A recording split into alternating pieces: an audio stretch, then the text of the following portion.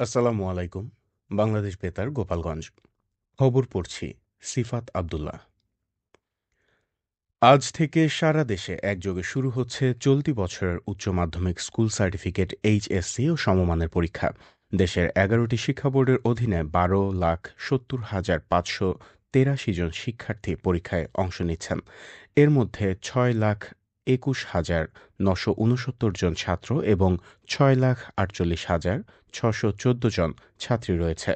এবার প্রথমবারের মতো দেশের ৯টি সাধারণ শিক্ষা বোর্ডে একক ও অভিন্ন প্রশ্নপত্রে পরীক্ষা অনুষ্ঠিত হবে। সারা দেশের ৯,৪৩৯টি শিক্ষা প্রতিষ্ঠানের শিক্ষার্থীরা ২,৬৯৭টি কেন্দ্রে পরীক্ষায় বসবে। সকাল ১০টায় পরীক্ষা শুরু হয়ে চলবে দুপুর ১টা পর্যন্ত। পরীক্ষা সুষ্ঠু ও নকলমুক্ত পরিবেশে আয়োজন করতে সব কেন্দ্রে সিসিটিভি ক্যামেরা, আইনশৃঙ্খলা বাহিনীর কড়াকড়ি নজরদারি এবং দায়িত্বপ্রাপ্তদের জন্য বডি ক্যামেরা ব্যবহারের ব্যবস্থা রাখা হয়েছে। শিক্ষামন্ত্রী আ.ন.ম এহসানুল হক মিলন বলেছেন, প্রশ্ন ফাঁস ও অসদুপায় রোধে সর্বোচ্চ সতর্কতা নেওয়া হয়েছে। তিনি পরীক্ষার্থী, অভিভাবক ও সংশ্লিষ্ট সবার সহযোগিতা কামনা করে সুষ্ঠুভাবে পরীক্ষা সম্পন্ন হবে বলে আশাবাদ ব্যক্ত করেন।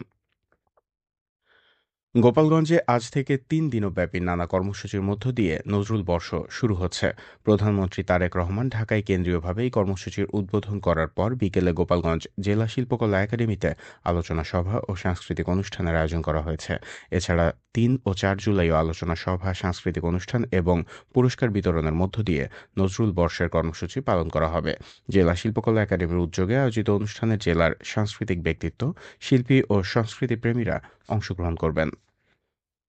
মাদারীপুরে পরিবেশ সংরক্ষণ ও সবুজায়নের লক্ষ্যে বৃক্ষরোপণ অভিযান অনুষ্ঠিত হয়েছে। গতকাল দুপুরে প্রধানমন্ত্রীর উদ্যোগে দেশব্যাপী ৫ বছরে ২৫ কোটি বৃক্ষরোপণ কর্মসূচির অংশ হিসেবে এই কর্মসূচির আয়োজন করে মাদারীপুর পৌরসভা। অনুষ্ঠানে প্রধান অতিথি হিসেবে উপস্থিত ছিলেন মাদারীপুর ২ আসনের সংসদ সদস্য জাহানদার আলী মিয়া।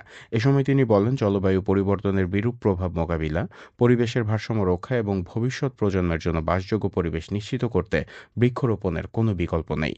পৌর প্রশাসক ও স্থানীয় সরকার বিভাগের উপপরিচালক মোসাম্মদ জেসমিন আক্তার বানুর সভাপতিত্বে পৌরসভার কর্মকর্তা কর্মচারী সহ সংশ্লিষ্ট ব্যক্তিবর্গ এ সময় উপস্থিত ছিলেন। মাদারীপুরে কৃষি প্রণোদনা কর্মসূচির আওতায় ১,১০০ জন ক্ষুদ্র ও প্রান্তিক কৃষকের মাঝে বিনামূল্যে উচ্চ ফলনশীল রোপা আমন ধানের বীজ ও সার বিতরণ করা হয়েছে। গতকাল সকালে সদর উপজেলা পরিষদ মিলনায়তনে আয়োজিত অনুষ্ঠানে প্রধান অতিথি হিসেবে এসব বিতরণ করেন মাদারীপুর ২ আসনের সংসদ সদস্য জাহানদার আলী মিয়া। সভাপতিত্ব করেন উপজেলা নির্বাহী কর্মকর্তা ওয়াদিয়া শাবাব।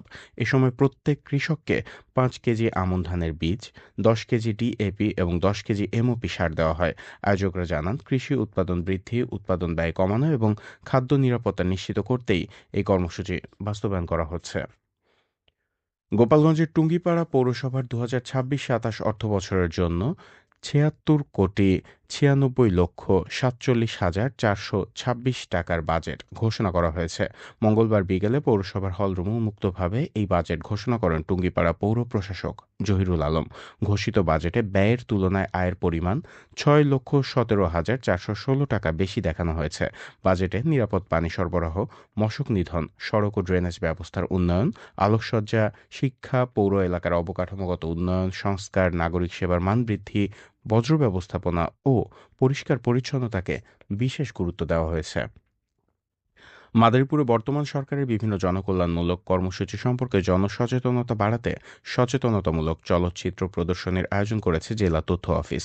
গতকাল ডাসার উপজেলার গোপালপুর বাজারে আয়োজিত এই কর্মসূচিতে সরকারের বিভিন্ন উন্নয়ন কার্যক্রম তুলে ধরা হয়।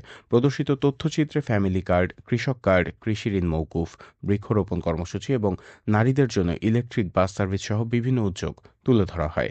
এছাড়া মাদকবিরোধী সচেতনতা, শিশুশ্রম প্রতিরোধ এবং সামাজিক বিভিন্ন বিষয়ে জনসচেতনতামূলক বার্তাও প্রচার করা হয়। আয়োজকরা জানান, সরকারি সেবা ও উন্নয়ন কার্যক্রম সম্পর্কে সাধারণ মানুষকে সচেতন করতেই এই আয়োজন। গোপালগঞ্জের টুঙ্গিপাড়ায় দেশীয় মৎস্য সম্পদ সংরক্ষণে এবং মাছের উৎপাদন বাড়াতে জব্দ করা ৭২টি নিষিদ্ধ চায়না দুয়ারি জাল পুড়িয়ে ধ্বংস করা হয়েছে। গতকাল ডুমুরিয়া ইউনিয়ন পরিষদ চত্বরে উপজেলা প্রশাসন ও সিনিয়র উপজেলা মৎস্য কর্মকর্তার কার্যালয়ের উদ্যোগে জালগুলো জনসম্মুখে ধ্বংস করা হয়। এর আগে উপজেলার বাঁশবাড়িয়া খাল থেকে প্রায় ১,৪৪০ মিটার জাল জব্দ করা হয়, যার আনুমানিক বাজার মূল্য ২,৮০,০০০ টাকা। এ সময় মৎস্য অধিদপ্তরের কর্মকর্তা কর্মচারী এবং বাঁশবাড়িয়া পুলিশ ফাঁড়ির সদস্যরা উপস্থিত ছিলেন। সবশেষে আবহাওয়া।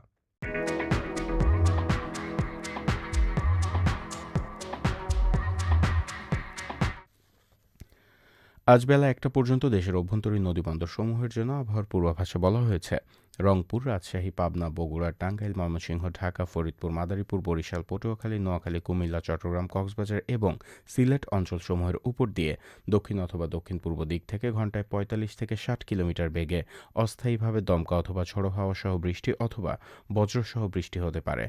এসব এলাকার নদীবন্দরসমূহকে ১ নম্বর সতর্ক সংকেত দেখাতে বলা হয়েছে।